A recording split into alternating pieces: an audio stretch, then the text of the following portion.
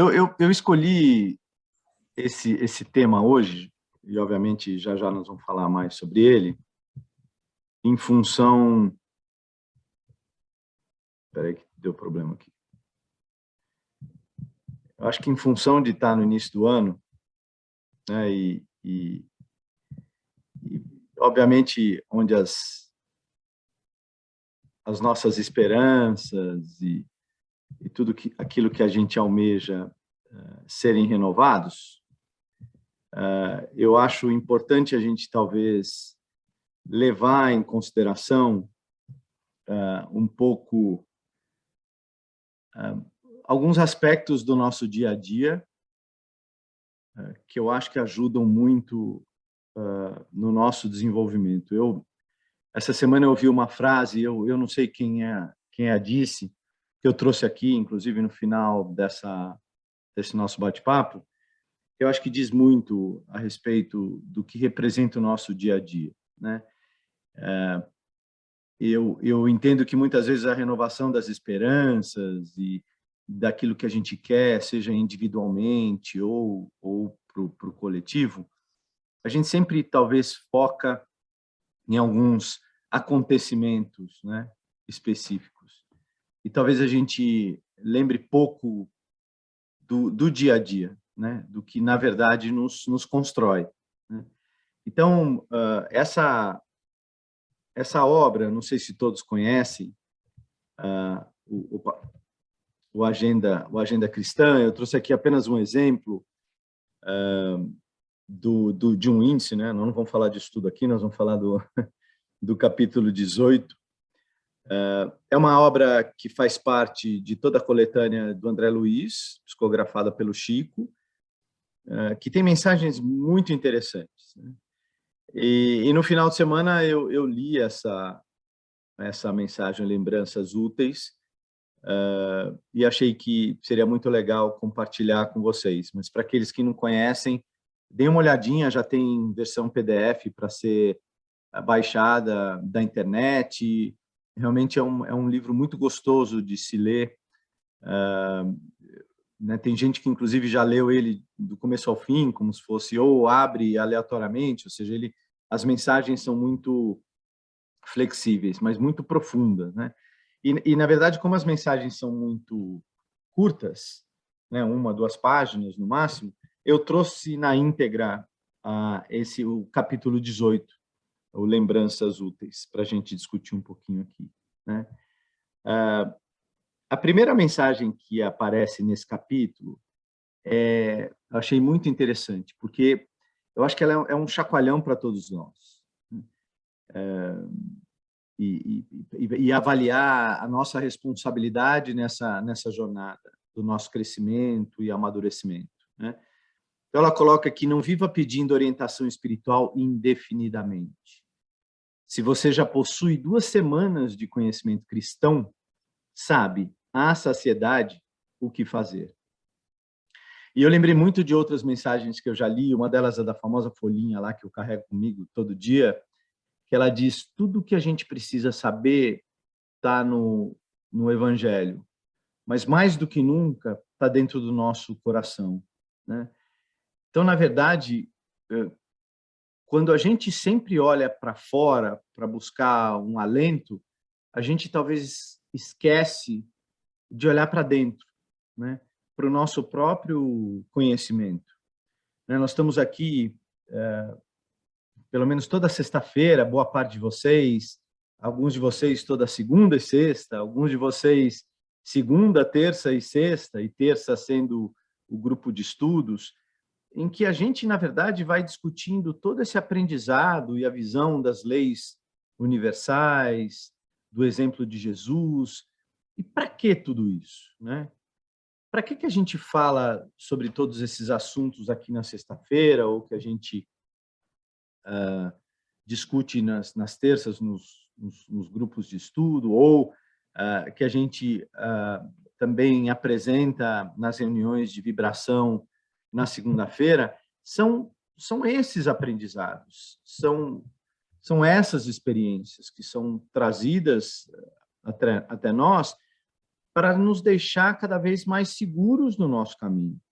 Somos ainda muito crianças aí no processo de evolução, mas alguns preceitos, alguns pilares já estão dentro do nosso coração, né? Pelo menos a noção inicial, que deveria nos ajudar no nosso dia a dia, né? Para tudo, sejam para as menores coisas ou para as coisas talvez que a gente considera pelo menos mais importante. Então a noção do que ele coloca aqui do conhecimento cristão, que é basicamente o exemplo de Jesus, todos nós temos, né? Óbvio, a gente precisa às vezes de uma orientação até para confirmar um sentimento que a gente está tendo, ou de uma intuição que ainda ela é um pouco, ela titubeia um pouco, mas definitivamente a gente tem. Se a gente absorver essas experiências, essa troca que a gente tem com frequência, dificilmente a gente não vai ter os insumos para viver o nosso dia a dia de uma forma um pouco mais harmônica, né? Sem dúvida nenhuma. Um outro ponto interessante, eu acho que essa época do ano é uma época muito propícia para isso, né? Principalmente porque eu costumo dizer que é um momento em que as famílias se reúnem, né? Nas festas e talvez passem muito tempo juntas, seja no Natal, no Ano Novo, e invariavelmente é sempre um momento de que acabam saindo as tensões, as discussões de família, ou seja, é um momento que se discute o que um deve dizer para o outro, o que um deve almejar neste ano, o que um deve mudar, o que aquele que não mudou ano passado precisa fazer, e aquele que mudou e foi bem sucedido, por que os outros não fazem igual? Ou seja, é um momento, o convívio em família ele não é fácil, né? E aqui, esse segundo parágrafo do capítulo 18 aqui do Agenda Cristã, ele coloca um negócio muito interessante, que é: não gaste suas energias tentando consertar os outros de qualquer modo. Quando consertamos a nós mesmos, reconhecemos que o mundo está administrado pela sabedoria divina e que a obrigação de cooperar invariavelmente para o bem é nosso dever primordial. A gente já falou isso aqui, talvez, algumas vezes, né? Que nós deveríamos ser muito indulgentes com o outro, mas muito pouco indulgentes com nós mesmos. Não ao contrário. A gente é indulgente conosco e nada indulgente e paciente com o próximo, né? Então, aqui o que ele diz é: foque no seu desenvolvimento, no conhecimento de si mesmo, no seu aperfeiçoamento.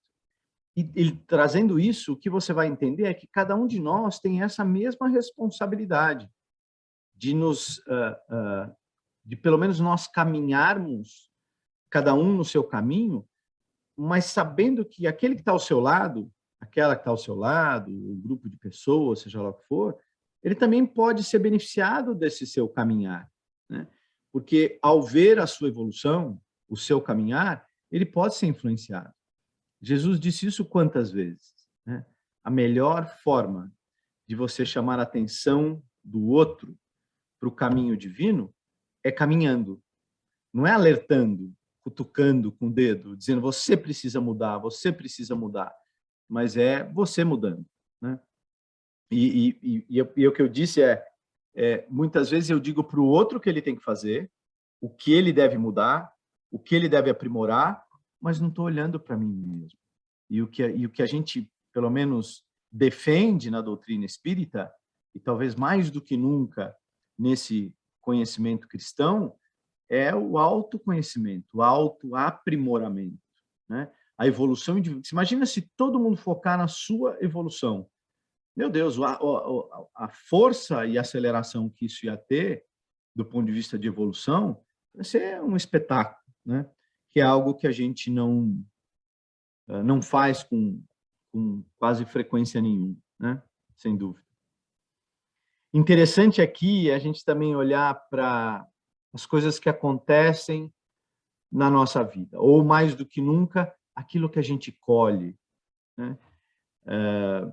E frequentemente, principalmente quando você inicia a frequentar casas como Cáritas e outras mais, em que você identifica a influência dos outros, sejam eles encarnados ou desencarnados na nossa vida, na nossa energia, nos nossos pensamentos, nas nossas atitudes, para aquele que tem pouca vontade de buscar essa evolução, ele acaba atribuindo a esse fator externo a causa de todos os seus males, né?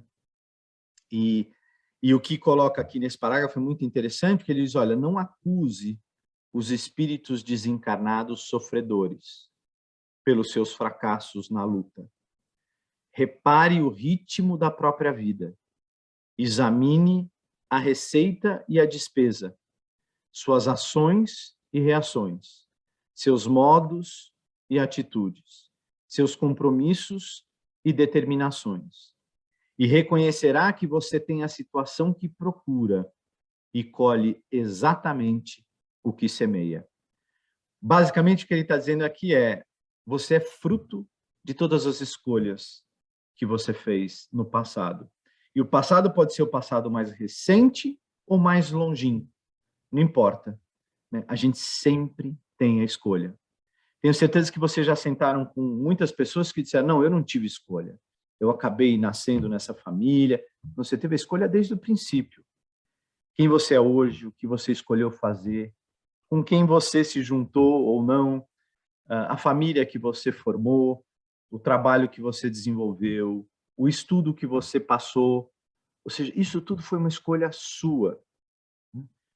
E aí, a partir do momento que eu entendo que a responsabilidade de tudo que eu sou hoje é minha, porque foram escolhas minhas, isso, na verdade, deveria trazer para o seu coração um volume infinito de esperança.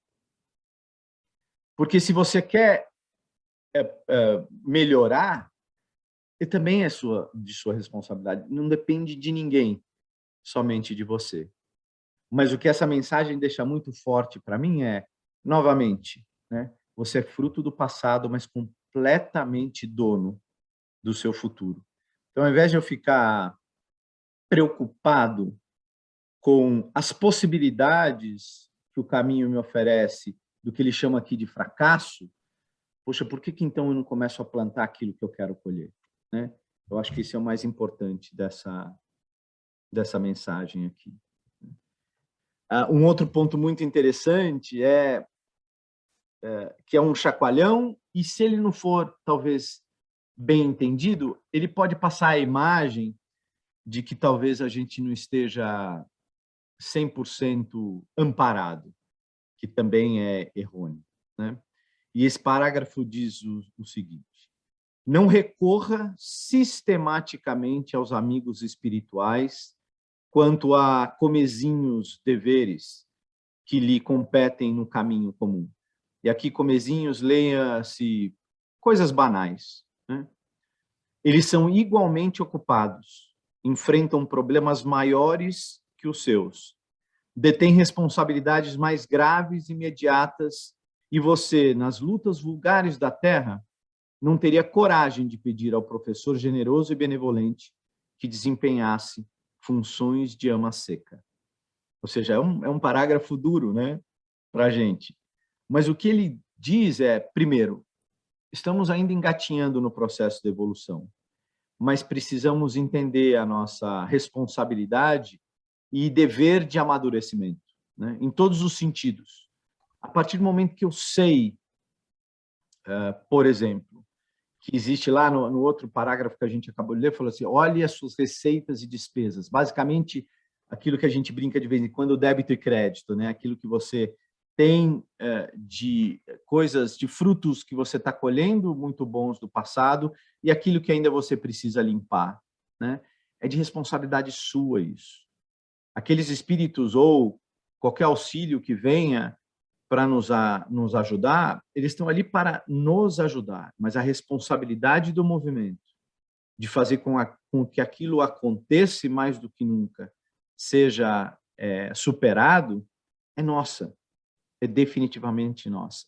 O que o mestre e todos os seus mensageiros nos pedem todos os dias é que tenhamos a consciência de como nós precisamos evoluir, na velocidade que nós podemos, com as competências que nós temos, mas mais do que nunca que a gente caminhe um passo depois do outro, mas rumo à evolução. Eu acho que é isso que ele pede. Com, de novo, a responsabilidade, a leveza, a paciência, o carinho necessários para a gente lidar com as nossas próprias frustrações. Mas nós temos que agir de forma a incorporar a responsabilidade de lidar com o nosso dia a dia, principalmente, de forma mais intensa no nosso desenvolvimento e mais responsável do ponto de vista de amadurecimento. Então, ele não está dizendo aqui de forma nenhuma que você nunca vai ter o amparo. Pelo contrário, né? E ele já disse o que pode ser esse amparo. Pode ser desde do conhecimento de uma experiência de Jesus, que vai te trazer um ensinamento, de uma oração, de uma frase que alguém te disse, ou mesmo dessa reunião aqui, ou de qualquer uma outra que você venha participar.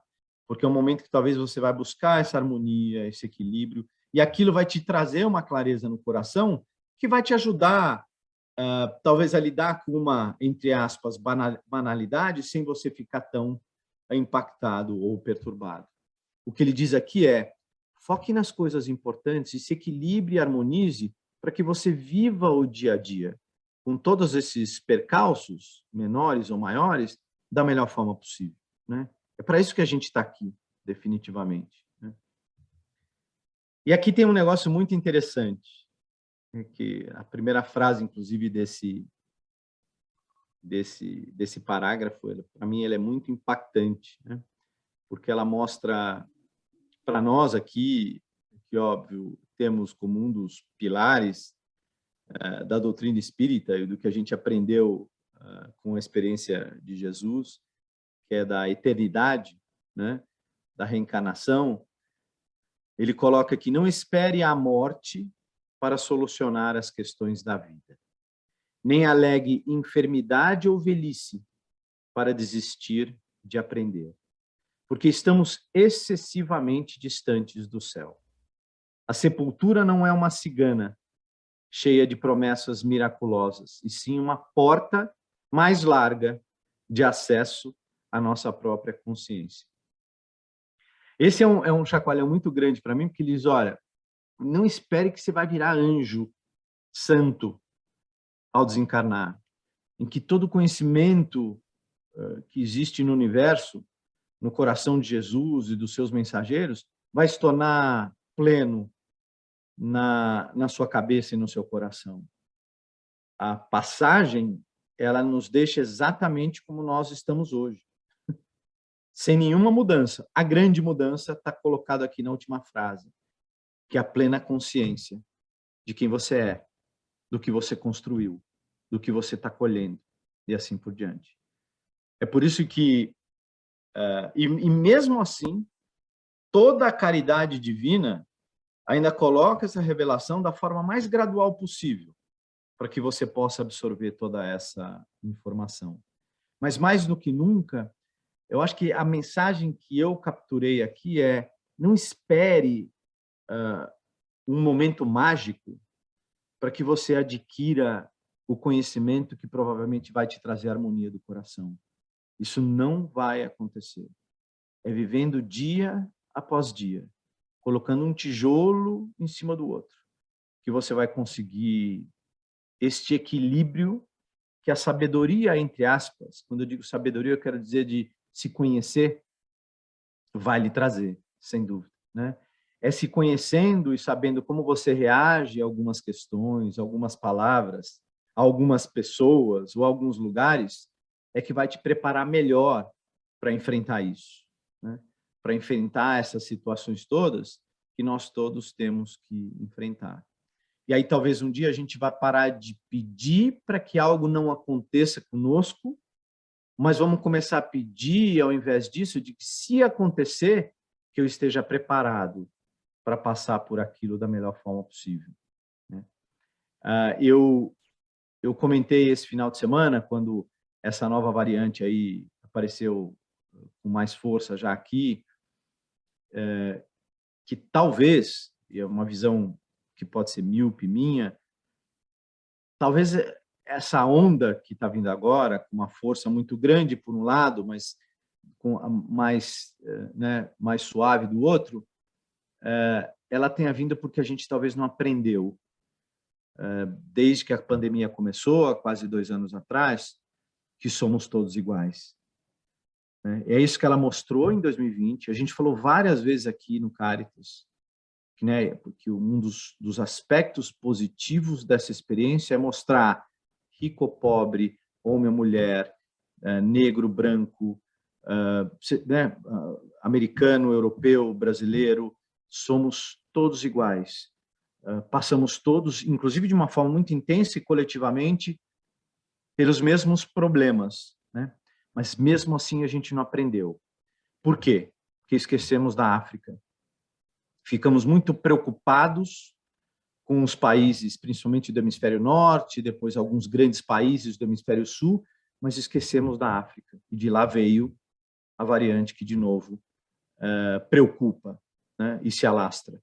Por quê? Porque a gente achou que, de novo, eles não mereciam o esforço do mundo inteiro para serem vacinados, né? Então, de novo, bate a nossa porta a noção e a necessidade da consciência de que deveríamos todos, nós, como no Brasil aconteceu também, ao invés de jogar a vacina fora, deveríamos ter auxiliado aqueles que estavam atrasados, entre aspas, no processo de vacinação, que assim eles também não seriam tão impactados como foram.